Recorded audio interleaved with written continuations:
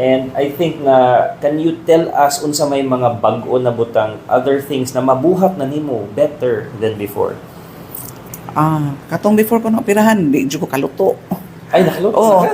Karon dok Masay manuwo ko nila pero mulakaw na gyud ko. Mulakaw na Mato ko gyud, CR, mato ko og Dili kuan. na upat ka bongbong. Dili na do kay mo gawas naman ko dapit sa amang. Gawas So, that's good. kay about ko maayo ko. I am praying na mo continue yung recovery, no? Kay I understand na kay kahadlok gihapon. And all patients na among gamay kahadlok mo na, we are here to guide them through the process. And karon tell us na lang unsa may adlaw nimo kay sa una upat ra man to ka bongbong, karon mo luto na ka, mo gawas na ka sa balay. And kumusta man ang pagbiyahe-biyahe nimo karon? First gikan sa pagawas na ko sa ospital do karon pa ko nakabiyahig balik. Pa ka ni balik. Karon Pero pa. naa ka sa balay. Naara ko dito. Karon pa ko nakaari diri sa. Oh. Nakagawas jud dok mga sakay og taxi.